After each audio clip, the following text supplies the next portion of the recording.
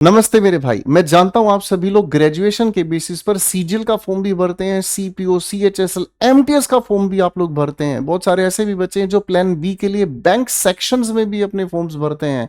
तो मैं आप लोगों के लिए एक और खुशखबरी लेकर आ गया हूं, यूपीएससी द्वारा कंडक्टेड ईपीएफओ एग्जामिनेशन की संपूर्ण जानकारी अंत तक देखिएगा। क्या पता ये कुछ मिनटें आपकी जिंदगी को एक नए लेवल पर लेकर जाएं और आप 1 लाख प्लस सैलरी के दावेदार बन जाएं।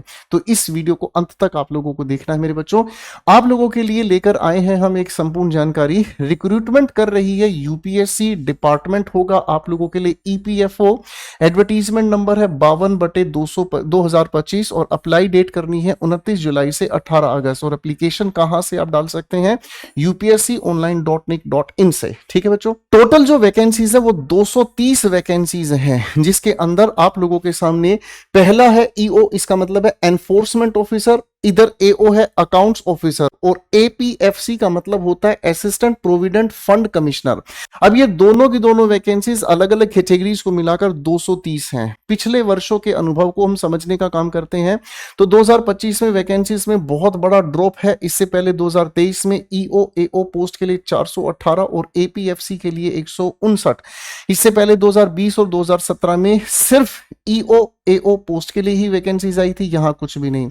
इसका मतलब अब की बार वैकेंसीज कम है। क्यों? क्योंकि पिछली बार लगभग एलोकेशंस मैक्सिमम स्टूडेंट्स ने ग्रेस्प कर ली थी। अब मेरे भाइयों आपके मन में आता है कि सर क्या क्राइटेरिया इन दोनों अलग अलग पोस्ट के लिए? भाई एजुकेशन पॉइंट से हमें ग्रेजुएशन किसी भी स्ट्रीम से मिल जाए। ईओ एओ पोस्ट के लिए मैक्सिमम 30 ईयर्स आप लोगों के लिए है, रिलैक्सेशन भी आप लोगों को मिलता है। और एपीएफसी जिसकी सैलरी 1 लाख प्लस है, वहां डिजायरेबल ग्रेजुएशन आपको चाहिए जिसमें आपको लॉ की जानकारी हो, लेबर की जानकारी हो। ठीक है जी, लेबर लॉ की जानकारी, एडमिनिस्ट्रेटिव डिप्लोमा आप लोगों के पास हो, क्योंकि ये आप लोगों के लिए एक रिलैक्सेशन प्रोवाइड कर देगा एज पर गवर्नमेंट रूल्स। अब मेरे बच्चों आप लोगों को लेके चलता हूं एप्लीकेशन की अन्य जानकारियों को लेकर। अगर आप अनरिजर्व कैटेगरी ओबीसी ईडब्ल्यूएस हैं, एक पोस्ट भाई 25 रुपए की फीस है। इसके लिए अगर 2 पोस्ट के लिए आप भर रहे हैं 50 रुपए फीस है। अगर एससी एसटी पीडब्ल्यूबीडी विमेन तो आपको कुछ भी पैसा नहीं देना, फॉर्म आपको जरूर डालना है।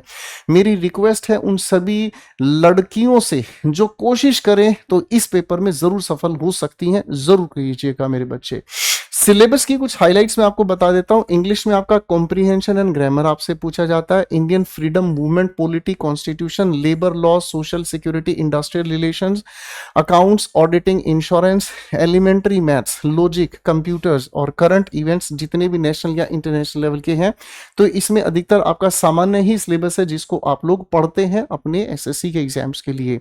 इसमें आप लोगों के लिए अलग अलग स्टेजेस है, जिसमें रिटन टेस्ट है जो 75% आपके लिए वैलिड रहेगा। इंटरव्यू आप लोगों के लिए 25% वैलिड रहेगा और फाइनल मेरिट के लिए सीआरटी प्लस इंटरव्यू दोनों को आप लोगों के लिए इसमें शामिल किया जाएगा मेरे भाई। अब मेरे भाई आपका मैं टीयर 1 का सारा पैटर्न बता देता हूं। Sir general awareness 20 question 20 number, maths 20 number 20 questions, logical reasoning 20 question 20 number, English language 20, यानी कि बराबर वेटेज सभी की रखी है। टोटल मिलाकर मार्क्स की जो कैलकुलेशन है वो कैसे है भाई? 2 घंटे का ये आपका पेपर होगा, ऑफलाइन पेपर होगा, यानी कि पेन पेपर आप लोगों को मिलेगा, उसी से आपको बनाना है भाई। मार्किंग स्कीम क्या है? करेक्ट आंसर गलत के लिए माइनस हो जाएगा 1/3। कोई आंसर आपने अटेम्प्ट ही नहीं किया तो उसके लिए कोई भी आपके लिए पेनल्टी नहीं है। ठीक, अब मेरे भाई देखो ध्यान से समझना, इंटरव्यू में क्या क्या आपके सामने आएगी। सबसे पहली बात तो पहला क्या होगा? Final stage after return. Return के बाद ही आप इंटरव्यू के लिए एलिजिबल होते हैं। टाइप क्या जी? पर्सनैलिटी असेसमेंट हो जाएगी, फेस टू फेस सामने बैठाकर आपसे सवाल पूछे जाएंगे। कंडक्ट यूपीएससी बोर्ड ही से धौलपुर हाउस दिल्ली में करता है भाई। मार्क्स कितने हैं? 100 नंबर का है। इंटरव्यू की वेटेज क्या है? 75% सीआरटी के लिए, इंटरव्यू 25% फाइनल मेरिट के लिए। ड्यूरेशन चलेगा 20 से 30 मिनट। तो आपके साथ गप्पे हाँकेंगे भाई साहब, और लैंग्वेज इंग्लिश या हिंदी किसी में भी आप इंटरव्यू के दौरान जवाब दे सकते हैं मेरे भाई। अब इंटरव्यू किस चीज पर फोकस करता है? आपका नॉलेज ईपीएफओ का क्या डिपार्टमेंट है, कैसे ये काम करता है and all. Awareness, economic, social, constitutional issues. Newspaper में करंट अफेयर्स पढ़ोगे वो सारे आंसर्स आप बना लेंगे। सिचुएशनल जजमेंट, आपको अलग अलग सिचुएशन में डाला जाएगा। डिसीजन मेकिंग में आपको टेस्ट किया जाएगा, आपको एक प्रॉब्लम का हिस्सा बनाया जाएगा जिसका आप क्या सोल्यूशन देंगे। आपका एक्सप्रेशन कैसा है, किस तरीके का आपका कॉन्फिडेंस है, प्रेजेंस ऑफ माइंड कैसी है, clarity of thought, attitude and integrity. मैं अगर कहूं तो ये बेबी आईएएस का इंटरव्यू है। समझ रहे हैं। आईएएस में इस इंटरव्यू की जो डायमेंशन ज्यादा हो जाती है, इस लेवल पर सेम डायमेंशन है लेकिन बेबी कैटेगरी पर है, छोटे लेवल पर इसको जज किया जाता है। ठीक है भाई।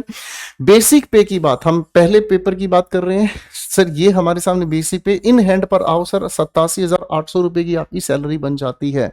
ठीक है जी। फिर जो हमारे सामने लेवल 10 की पोस्ट है भाई, इसकी जो सैलरी आपके सामने आ जाती है 1,02,000 रुपए। ठीक है ना। अगर आप यहां पर अगर एएसओ की कैलकुलेशन पर जाओगे तो उससे ज्यादा ये सैलरी है। ठीक है भाई। तो ये मौका आपको छोड़ना नहीं चाहिए मेरे भाई।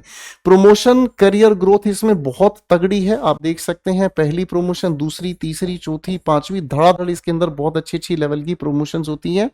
टाइमलाइन इसकी फिक्स नहीं होती है, आपकी सीनियरिटी और एलोकेशंस कितनी आती है उसके बेसिस पर आपको तुरंत अगली पोस्ट पर पहुंचा दिया जाता है। Promotion and career growth EO के लिए, इन दोनों के लिए ये सारी की सारी प्रमोशन की डिटेल्स हैं मेरे प्यारे बच्चों। तो ये बहुत लंबा समय है, पहले सिलेक्शन लो, ये सारी चीजें बाद में भी आपको समझ आती हैं। प्रमोशन है कुल मिलाकर इसमें।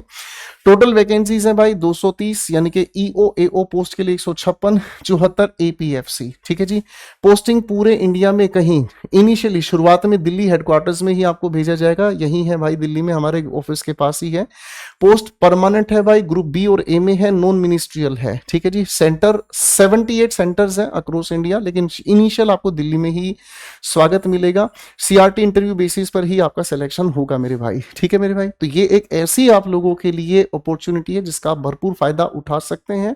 और मेरा ये मानना है, अगर मैं आपका बड़ा भाई आपके घर पर हूं ना, तो मैं आप लोगों का ये फॉर्म आपको डालने पर मजबूर करूं। पता है क्यों?